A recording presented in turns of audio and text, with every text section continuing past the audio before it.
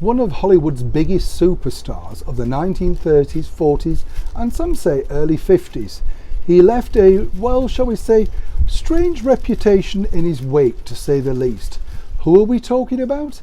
Hi, good morning, Neil Sean here in the very heart of Yorkshire today. I hope you're all keeping well, fine and dandy. Thank you so much for joining me. And this is a really fun story that I came across actually after interviewing a potential star of this particular story. What's interesting when you think about Robin Hood, it depends which generation you remember, isn't it? Lots of people may remember Richard Green off the TV series. Do you remember the 1950s?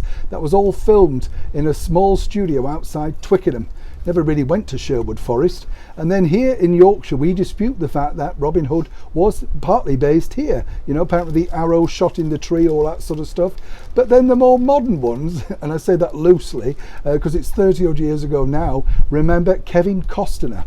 And who could forget, of course, Bryan Adams endlessly at #1 with the theme tune from that movie, Everything I Do for You. But movie makers, as ever, are now going further and further back, this time wanting to look at the brilliant life of a true superstar Hollywood legend. We're talking about the one and only Errol Flynn.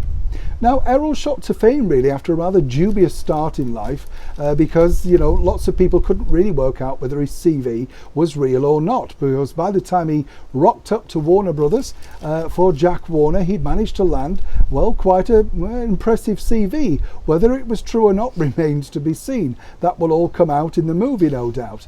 But his biggest hit was that of Robin Hood. He did also co-star with another legend, Bette Davis, all about, you know, the life of our very first Elizabeth I. And apparently they didn't truly get on because Bette couldn't understand why he didn't find her attractive. I'll leave that one there. Now, Errol was known, of course, as one of the most handsome men in the movies. Truly, before all cosmetic surgery, teeth fixing, hair fixing, everything, he truly was a very spectacular looking guy. But of course, like all big Hollywood stars, he had his demons. And this will be the focus of a forthcoming movie, which is in the very, very early production stages right now. What I'd like to share with you, though, is, and this particular gentleman I've met on a few occasions already, the actor Jude Law.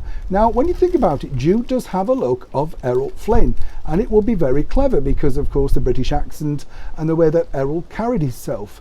Now, for those that remember Errol's story, he did release an autobiography called My Wicked, Wicked Life. And it truly was. And there was a lot of ladies who he left behind in his wake, including the very beautiful Olivia de Havilland, alongside Joan Fontaine and many others who recall Errol with such, well, love and affection. We'll leave it there.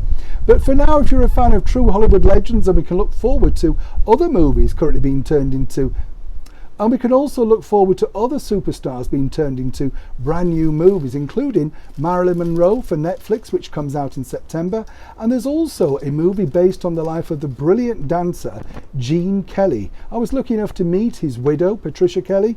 I'm not quite sure whether she's keen on it or not. Obviously, these people like to see the end product because it's their lives that they're telling.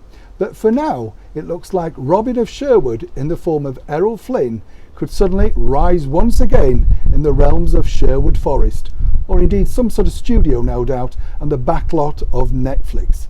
As ever, when I know more, you know more. Neil Sean in the very heart of Yorkshire.